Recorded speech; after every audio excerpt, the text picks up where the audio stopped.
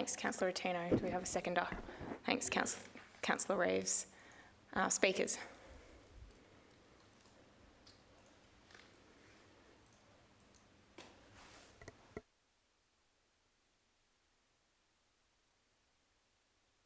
Thank you, Madam Mayor.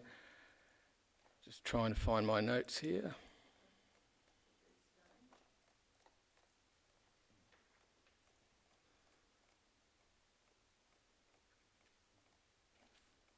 Yeah, Madam Mayor, I'd just like to congratulate getting to this point for this project. It's a significant project for our region. It has the capacity to attract an additional 60,000 visitors to the region, and I think it's a great project. It suits our council plan as positioning ourselves as an adventure region, and I just thank everybody that's been involved with this project. Thank you. Councillor Reeves. And to continue that, especially the steering committee at Omeo, whose hard work has contributed to where we are at now. This is an important milestone in our economic development for our region, in particular Omeo. We cannot wait to see this to fruition. Thanks, Councillor Reeves. Further speakers? But this is Councillor really Buckley. a question. If somebody wanted to know how much this cost then, in relation to our motion that the whole thing is confidential, the only way they could find that out is through the Freedom of Information in relation to the 4,300 and whatever it is. Well, can they see that on the screen now? Yeah. Yes. Oh, well, that's all good. And that'll be minuted. Thank you very much. Councillor Buckley. Thank you. Further speakers? Against? Councillor Ellis. Thank you, Madam Mayor. Councillors, I implore you to reconsider this particular matter before Council this afternoon. It's requesting the expenditure of $434,027.15 of taxpayers or ratepayers' money for a plan that has not been tested. There is no business plan in place. I have again, and I refer to what's termed the feasibility study. I call it a concept plan, and I reread it, and I draw your attention to the word that the company that produced that particular document, Dirt Art, referred to it as concepts at different times throughout the plan. They have particular feasibilities, which makes it suggest, so the document is a suggestion, it's a good idea. Now, I'm much in favour of improving the lot of anyone who lives in the Omeo region, and particularly keen to see the business environment improve. But we have to know that we have got something that stands the test. This council has previously supported a mountain bike trail at Mount Nowa, and it is not used.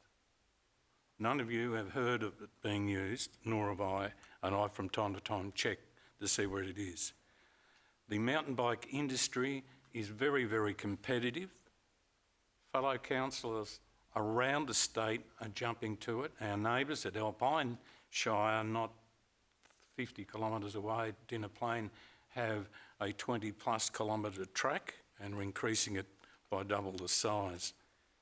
Our colleagues at Yarra Ranges Council have an $11 million proposal before it, based precisely on the same model as we are being presented with. That is the Blue Echo track in Blue Derby, track in Tasmania. I can come up with figures too to suggest, contrary to the proposals in there, that this could be an unwieldy burden on the ratepayers of East Gippsland Shire, as they are in their feasibility document promoted as being the owners of this particular facility. Costs show, and so in the feasibility study, and further corroborated by our Tasmanian colleagues, that it will cost around $1,200 per kilometre per annum to maintain these tracks. That in the feasibility study, it shows that they need 3 EFT positions. Now, that's great to create 3 jobs up in Omeo. I'm sure they'll be well received. But that then starts the cost of it being around $200,000 per annum in terms of provision of services to provide the proper employment and tooling for those employees to carry out their responsibilities. Now, my figures could be wrong, my concern could be unjustified, but how do we disprove that? Councillors, how do you disprove that? By referring to an independent, well thought out and produced business plan that provides a strong argument for this track. And we have not got that. This is committing ourselves to the expenditure of public monies when we have just finished supporting our farming community in terms of the harshness of lack of money and facilities in this council. We have finished just talking about the need to provide proper services, and yet here we are prepared to spend just under $500,000 on what could be a good idea. It may not ever be used if a business plan is produced that shows that it's not a viable proposition. Now, I hope that I'm wrong, but I think it's good management, and in fact it would be poor management if you were not to receive a business plan, look at it, understand it, provides an independent review that tells us provides good information so we can make a proper decision. No matter what your heart feels in relation to Omeo, what your heart feels in terms of the idea of bicycling down mountainsides, the point is it's our responsibility to manage public monies efficiently and guardedly. And in this case, councillors, I suggest that we are putting the cart before the horse, and I suggest that we wait until we get a business plan and then make the decision to go ahead with a master plan, let alone the construction of this bike track. Councillors, I urge you to support my position and vote against this. Not that it's not a bad idea, but it's not proven. Thank you. Councillor Peltz. Thank you, Madam Mayor. Just need a point of clarification, if I may. The start of this this document on page 967 of our notes, Council has partly funded the project from Council budgetary proceeding funds, basically 1.5 million. Then there's federal funding from 1.5 million, and then there's Victorian State Government regional tourism infrastructure of $1 million. Have the funds for the federal government's commitment and the state government's commitment been received in the books yet? John, Mr. Morton. Thanks, Councillor Peltz. The way that the funding works is that we obviously need to, once the funding has been expended, we then provide an acquittal for that funding. So to date, that won't have been received, no. What's an acquittal? You said an acquittal, or a what is that? So with all grant funding with state and federal government, there's milestones that you need to meet. So we're under an obligation which was signed off when the approved monies, or when the BBRF funding from the federal government was approved, and we're under milestones to achieve those goals that was outlined in our application. So once that occurs, we then provide an acquittal to the federal government, and those fundings are reimbursed to council. Okay, so from a follow-on, can I just ask, this 434,000 is what council is seeking the development of a master plan for? Is that what we're actually seeking for, so that we can actually get this funding? We've already got the funding.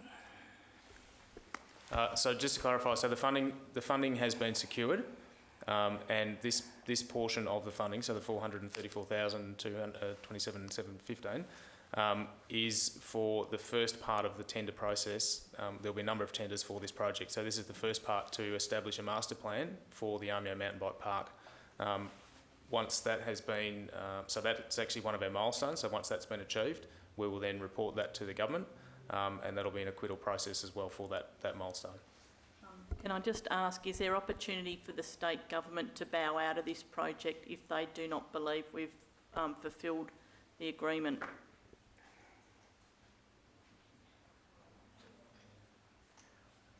If I may, the budget that we're working with for this project is currently 3 million, of which 50% is council cash and 50% is the BBRF money, which is federal grant funding, which is under contract. And as Mr Morton has explained, that will be paid to us in instalments when we reach certain milestones. So I think we've probably received the first milestone payment. When we do this chunk set of work, we'll get the next payment. So it is budgeted and confirmed money, and that's the way where we work with a number of our grant funded projects, that we're reporting on them and receiving the money as per the contractual arrangements around the grant. So the funds within this are for the master plan and all the approvals, so the detailed design and approvals, which for a complex project of this nature are, it's quite usual that it is up to between 10 and 20% of the budget, of the overall budget. So then there is the money that is coming from the state, which is also under contract. So that is confirmed money, which will come into the project as well. So overall, there's a $4 million budget, of which just over 10% is identified to be for the detailed design and all the approvals that allow you to move to the next lot of tenders that Mr Morton's just referred to, which would be for the construction of the actual trails and all the head infrastructure, so toilets, picnic areas, all those sorts of things. So at what stage will the business plan come into play? So as part of the state government's requirements for their funding, there was a separate tender process that has been run with regards to going out to getting a business case for the project. That is part of the state government's requirements at the Treasury and Finance level to be able to be awarded the $1 million from them, which they've allocated to us, as Ms Weigel indicated. So when is that expected? Well, we haven't gone out to tender for that yet, but it's worked through the tender evaluation process and it will be released, and that will be done. My understanding, I think, is by the end of the year that will be released or finalised to council. Councillor White, did you have a point of clarification? Thank you, Madam Mayor. It's actually it involves what Councillor Ellis has brought forward in discussion, and my question would be, if someone could answer it, you're actually now saying there will be a business plan, and do you have any idea of what something like that may cost when it goes out to tender?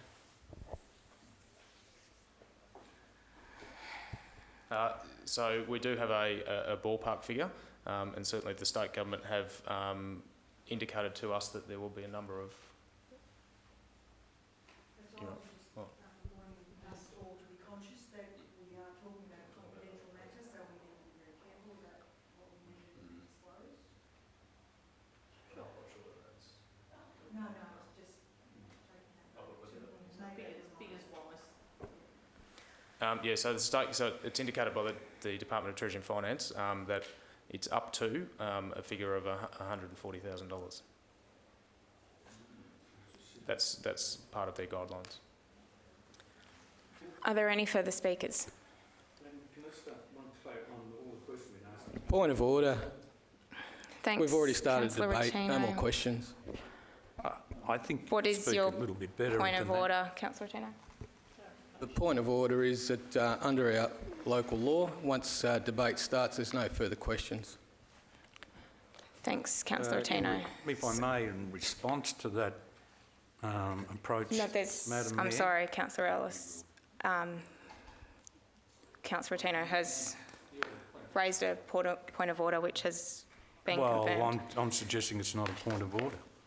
Aren't questions available under what you're talking about, the point of order that we're starting discussions? Well, surely questions are part of discussions, aren't they? Yeah, we're in debate, so speak is for or against, so I'm asking for any further speakers. Is there any possible way we can review this? I think it's far too much to pay for that. Vote against it then, Councillor. All right, okay. Any further speakers? No, if there's no further speakers, I would like to speak to this motion. Obviously, being a member of the Omeo Mountain Bike Steering Committee and obviously a member of the Omeo community, and having followed this project from its inception, it's an incredibly important project. This is just but a milestone in the journey that we will see go forward. This feasibility study was paid for predominantly by the Omeo BTA in conjunction with the Shire. So the Omeo community has driven this project with thanks to Mr. Anthony Nelson, who first identified the, I suppose, the location of the Omeo area in seeing the, I suppose, the potential for such a mountain bike destination. And I think that's the key, is that this is a destination due to the proximity of the Omeo Township. That's what sets it apart from Now and Our mountain bike track, Cahoon mountain bike track in our area, and other mountain bike tracks around the state, is that is what cyclists want. They want to be able to ride in and out of the town. We just add on to Dinner Plain, Bright, Falls Creek, all of those areas. It becomes a tour that people travel out of Melbourne, travel interstate, travel from internationally, and spend a week or two touring around these iconic mountain bike destinations. I'm at a loss to understand why any council would vote against a significant economic stimulator for any town. This happens to be in Omeo, and indeed it'll be an economic stimulator for East Gippsland. So I encourage all councillors to support this milestone in this project to go forward. This has been funded already through the Building Better Regions Fund. We had a great advocate in our federal member, Mr. Darren Chester. So this is part of the funding agreement, so I urge you to support it. Thank you. Do we have any other speakers? Councillor Rotino, your right of reply. Thank you, Madam Mayor. I'd just like to clarify a few points, and I thank Councillor Oz for his comments. However, this project was funded through a feasibility study that was prepared by experts in this field. They had a number of challenges, and they challenged the assumptions, and some of those assumptions were issues that you've raised, Councillor Ellis. It's all in the document. Those assumptions are being challenged about other places. And the point of difference with this particular destination was that it's 1,200 metres above sea level. It's 600 metres above the township of Omeo. And that's why people will come and try this. This is a different destination mountain bike offering. And you know what? It's in our council plan that this is a type of product that we will be chasing and making our region the adventure capital of Australia. The feasibility study passed all the milestones or the decision-making matrices for the Building Better Regions Fund. You just don't come up with an idea and the federal government gives you $1.5 million. Like, this feasibility study has been scrutinised to within an inch of its life. It's past that. We've got that money. This is a significant milestone in that first part of that acquittal. I'm not sure why we're debating it here. This has been a project that's been approved by council. The approval now gives us the opportunity to design and construct the concept trails that were referred to in the feasibility study. There's significant economic benefit. There's a significant economic flow-on benefit. There's community benefits, there's social benefits. The flow-on benefits that Councillor Ellis, the next stage business plan will thrash out, has got nothing to do with what we're approving here today. It's completely different. That business plan is about what is the potential of other businesses to service and support such a development in our region. I'd just like to say this is an important project. This facility will attract world-class events, not national events. It enhances our natural adventure assets that make up our region. Events are a significant contributor to our regional economy. Just read the PricewaterhouseCoopers Jeremy Thorpe paper on this. Experiential tourism is the growth factor. When inflation is growing at 2.5% or 2%, experiential tourism is growing at 13%. That's not me, that's an economist for PwC, and I'd urge you to read that report, Councillor Ellis. I mentioned earlier on that the National Road Championship road race in Ballarat, and that's just a national event, in 5 days brought $8 million of economic stimulus to Ballarat. I urge all my colleagues to vote for this. Thank you. Thanks, Councillor Chino. I'll put the motion to all those in favour. All those against? Motion carried 6-2. I now declare the meeting closed at 3:47. Thank you.